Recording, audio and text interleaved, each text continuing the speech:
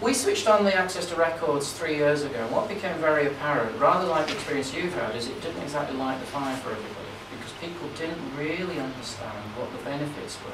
So over the last 3 years, one of the other things that we've developed is a practice website, which helps patients, the public, clinicians and managers to actually understand what access to records is about.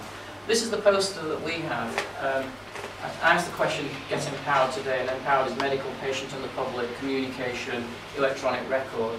Here are some of the features of what a practice that's offering records access can do. And for those of you at the back that can't see, we can book appointments online, order repeat prescriptions, store your own blood pressures on HealthSpace, review consultations immediately after they've happened, see test results as soon as they've become available, see letters from the hospital, whichever hospital you've been referred to, learn how you're doing compared with other patients in the practice with a similar condition, learn what choices you have about your care, set email reminders for appointments that you might have at whichever institution you've been referred to via HealthSpace, find out where you are on the map of medicine. Does anyone know, has everyone seen the map of medicine? Do you all know anything about it? No? Okay, I'll share that with you in a moment. Learn how to schedule appointments rather than waiting and then suddenly ringing up the front desk and saying, I need an appointment now. Let's see if we can try and schedule appointments with the right person at the right time. Sign up for regular newsletters that the practice might be promoting. Learn about what the patient participation is doing and send messages back to the patient participation group in case you can't go to it yourself as a patient. You can inform the PPG about it. Yes, you do have a PPG, don't you? So. Let's do that. Help the practice. There's an interesting one.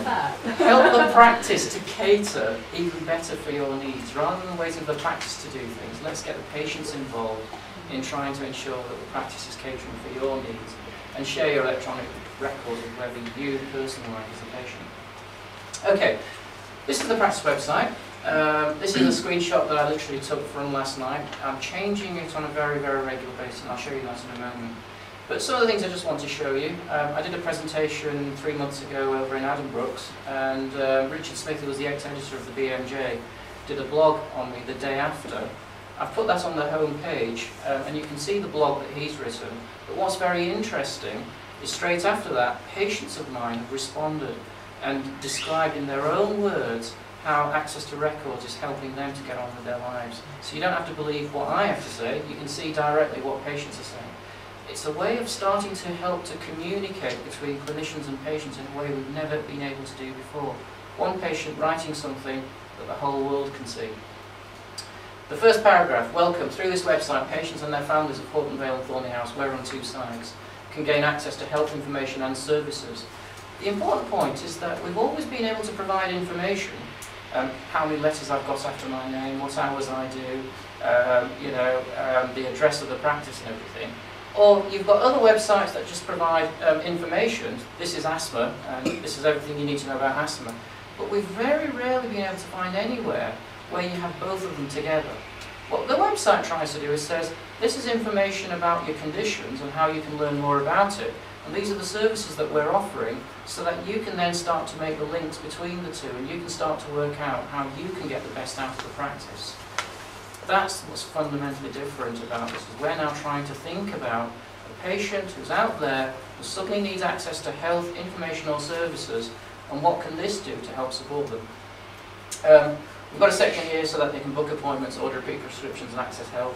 If they actually want to find out more, if you want to find out more about access, that's where you click on there.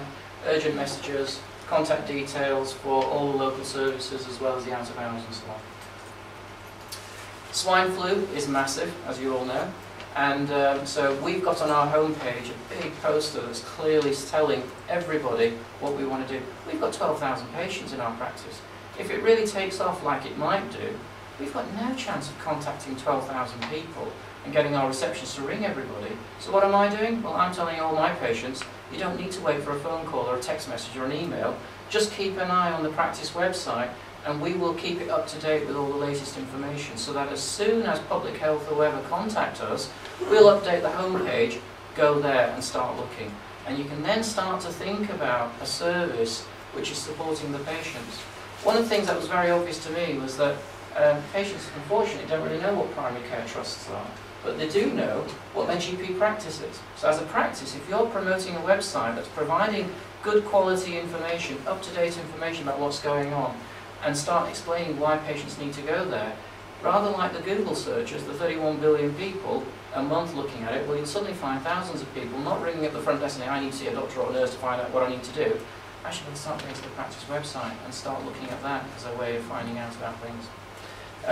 We've got a journey planner on there. That actually didn't come from the NHS or PCTs or anyone that's involved with Choose and Book. That was a patient of mine who turned around and said, I've had to go through Choose and Book, I don't know how to get to that hospital, and do you know, Greater Manchester Patient Transport Executive have produced a little website that allows you to put your postcode, the postcode of where you want to go, and it tells you about all the trains and buses that can get you to the place you want to go. We put it on the home page so that patients who need to get somewhere can just use that to find it. And it was a patient who pointed it out. Remember that partnership of trust stuff? Suddenly we're beginning to realise, oh, these patients are not things that we just do to, but they can actually help us to provide better services. About 2 months ago, our Caldecott Guardian decided to do a study looking at what is happening. We've got 3 practices in our PCT now that are offering record access. And so they decided to ask the clinicians, the patients, and the staff in the practices what your experience of record access is.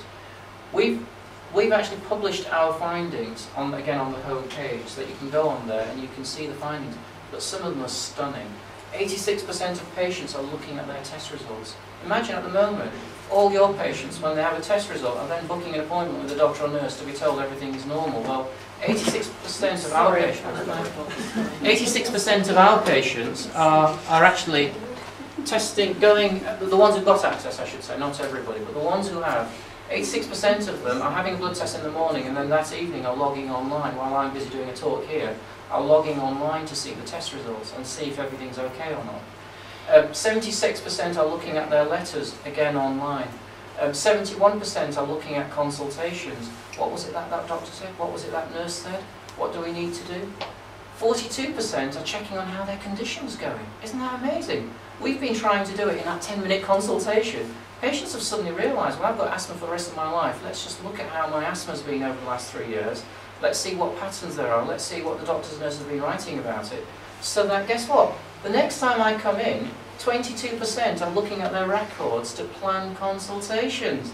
Isn't that interesting? So they've booked an appointment for a medication review, but they've actually decided to spend an hour the day before just to go over all their letters and test results and consultations, so that when they come into that 10-minute pressured environment, they're not waiting for the doctor to do a bit of voodoo on them, but actually turning around and saying, I've had a look at things and I can see all these things are going right, these things I'm not so sure about, and that I'm really not happy about, can we talk about it? And so instead of having hidden agendas and things, which is what we've been trained on, suddenly we're finding the patients are coming forwards and giving us what they want out of it. And I can tell you the quality of that consultation from a doctor's point of view, a nurse's point of view, or dare I say, even from a patient's point of view, is absolutely fantastic. Because you're not looking at what the letter says or the test results, you're now talking about what does it mean.